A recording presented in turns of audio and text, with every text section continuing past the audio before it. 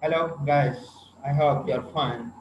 Again, we are here to talk environmental biotechnology and environmental microbiology public health.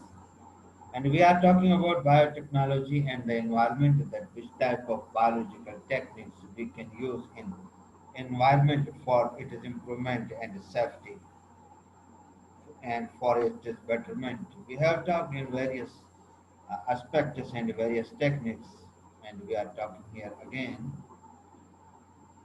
Soil cleanup sites and strategies. It was clear that whatever which type of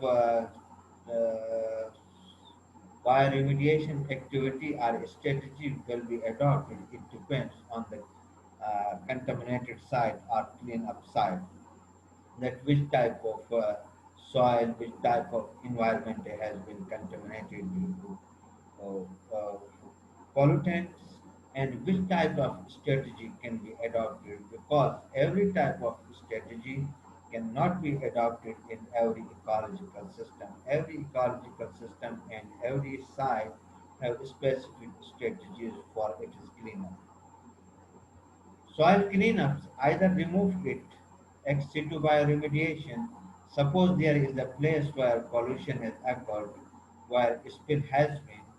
So either we have to remove that soil and we have to move it towards a site where we can remediate it, where we can treat it.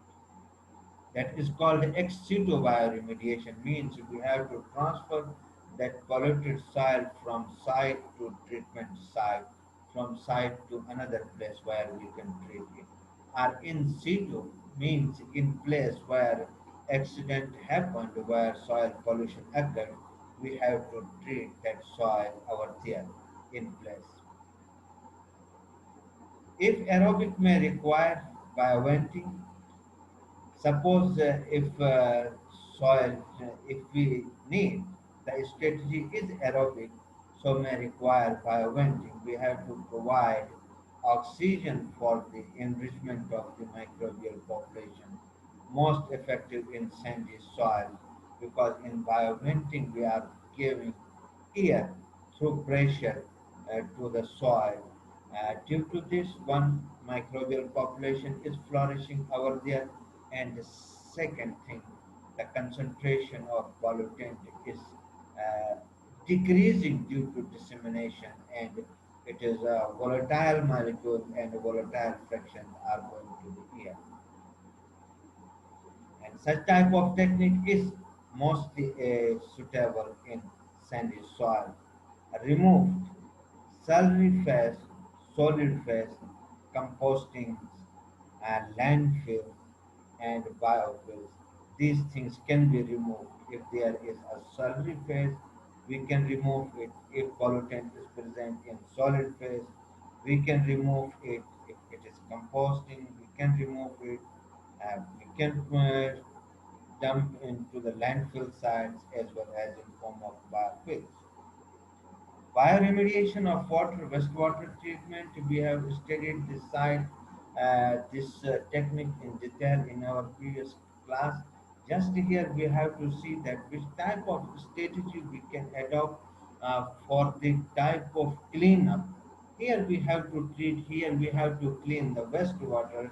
So strategy we are adopting over there, that it is consist on three phases: primary treatment, secondary treatment, as well as tertiary treatment. Primary treatment is physical, in which we are removing solid and suspended particles, and the remaining small particles we are trying to settle down in the bottom, and surface clean water we are shifting for biological treatment, either that is aeration tank or activated sludge tank, where active microbial population and air aerobic and anaerobic microbial populations in presence of air, decomposing all organic material into elemental form. And all the concentration of elements are small particles are sieved, that is going to settle down, and liquid portion, mostly clean water, is going to another tank where that is free from all type of uh, organic material, and the remaining automatic material from these two chambers has been settled down, which has been transferred to anaerobic sludge digester.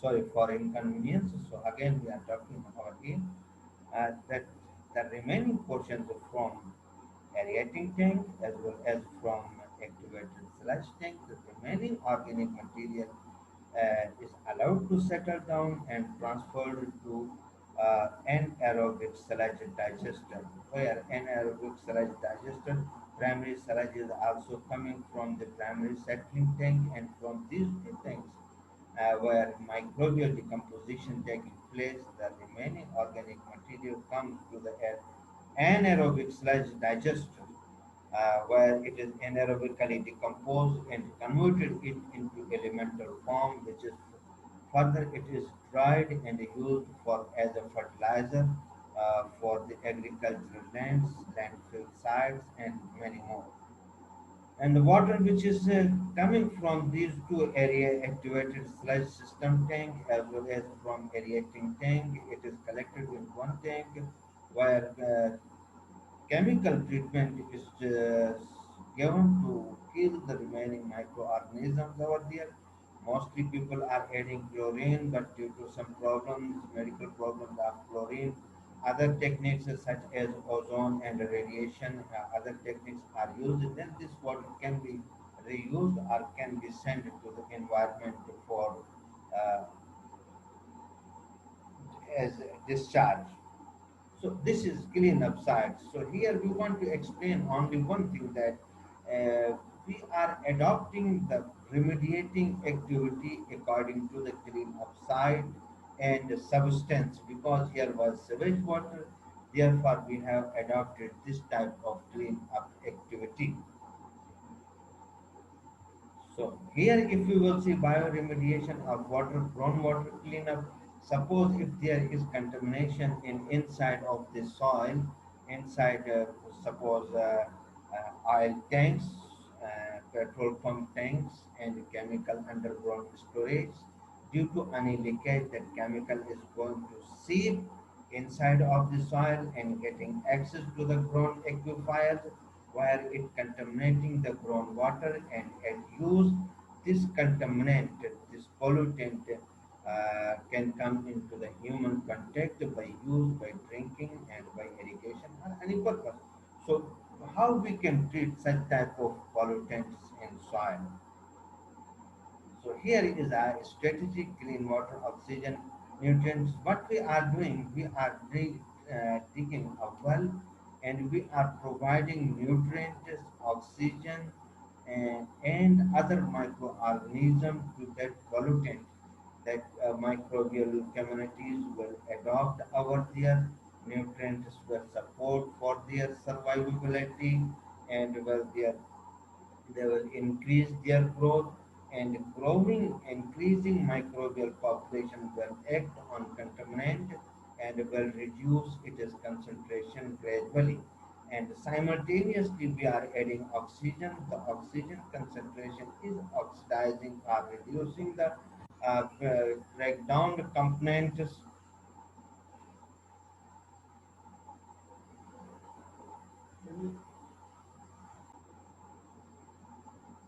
So gradually, so due to this, what happens? This is called, so this type of treatment can is called in situ bioremediation, where we have provided different factors, such as we have provided oxygen, we have provided microbial communities, we have added microbial communities, and we have provided nutrients for the growth and the proliferation of the microorganisms over there. So growing microbial population will, will use these pollutants for their energy purpose and convert it into uh, less harmful compounds or less toxic compounds, or will degrade it completely. So again here we want to establish this phenomena that we are selecting is bioremediation strategy according to the site of treatment. So here was the underground contamination, and we have to remediate microbial toxic material inside of the soil where we have injected microbial communities, nutrients, oxygen, and accelerated bacteria to decompose that pollutant.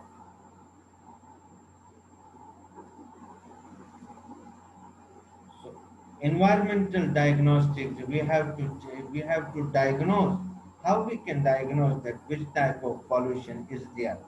A promising new area of research involves using living organisms to detect and assess harmful level of toxic chemicals. This is most this is most new and interesting area of this research. That first we have to diagnose.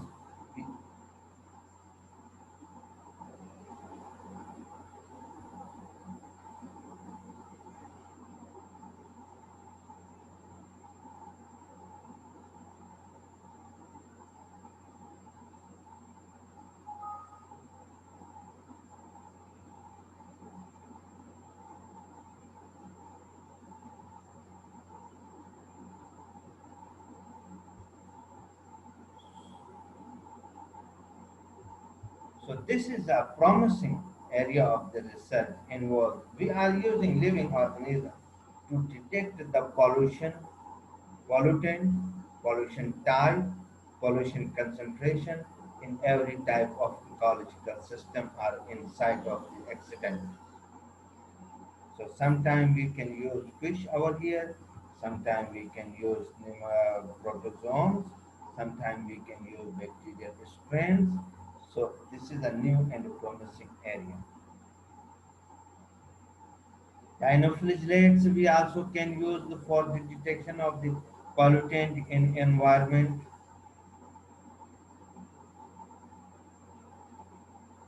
Transparent thorax and abdomen, it means it is clear, this environment is clear.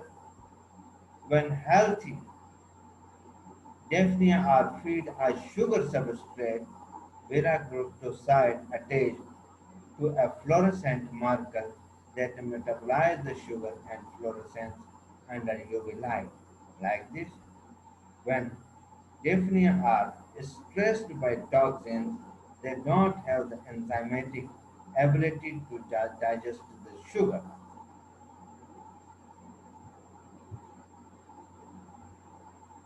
and therefore don't fluorescence under UV light.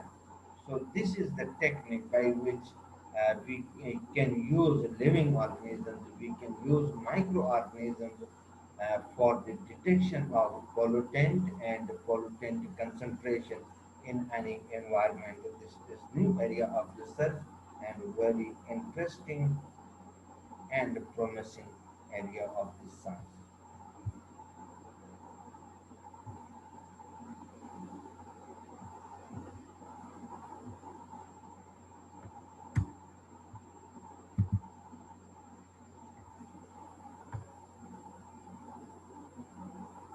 Toxicity reduction involves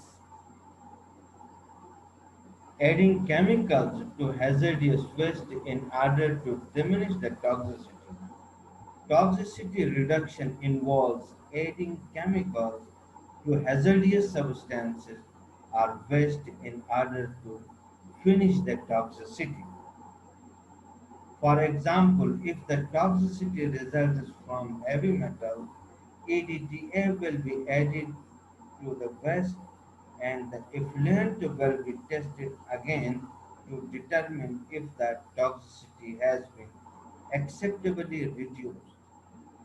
Because EDTA chelates binds to metals, thereby making them unavailable to harm organisms in a particular body of water. So this is the chemical approach in which we are using another chemical to reduce the toxicity of any particular pollutant.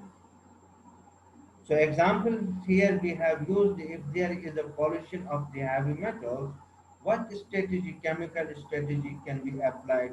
We have to use any chelating agent. Suppose they are talking here, they have added EDTA, which will chelate the heavy metals and will reduce its availability to the living organism and it will reduce its toxicity.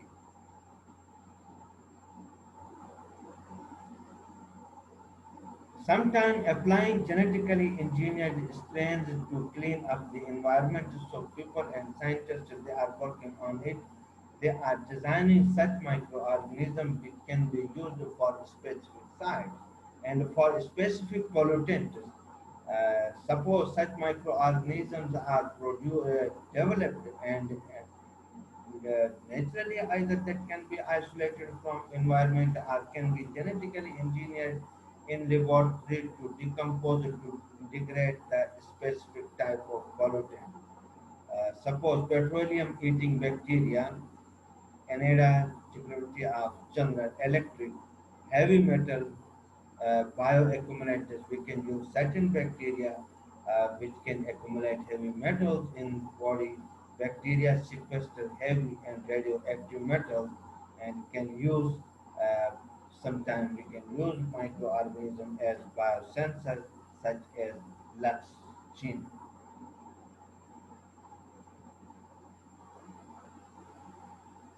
Environmental disasters case studies in bioremediation, the Exxon Valdez oil spill.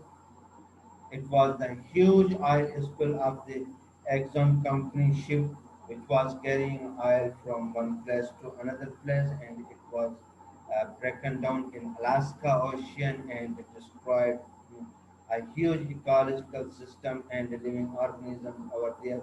In the end, the indigenous microbes did the best job. At last, it was observed that the existing microbial population in Exxon Valdez oil spill zone, they have digested the oil at that place. Similarly, oil fields of Kuwait poses a problem due to the environmental condition and the microbial populations can be used for such purpose. Careers in careers in environmental biotechnology, biodegradation, wastewater treatment, plant, organic farming, these type of jobs can be done. And if person is studying environmental biotechnology, he can work in wastewater treatment plant, municipal water treatment plant. He will be an expert in organic farming. He can work in bioremediation sectors, environmental cleanup companies, labs developing and developing super bugs. He can work in a research lab where he can develop a super bug for the treatment of the oil spills and pollutants, biocatalyst, plastics, degradable and recyclable products. So, a person who studied biotechnology, environmental biotechnology can work over there and other mining companies and oil companies also. So, environmental biotechnology is going to end up. If you have some queries, questions, and some problems related to environmental biotechnology, you can communicate with me by any means, and you will find me answerable in every platform. Either that is electronic, direct or indirect communication. So have a nice time and good luck for final exam.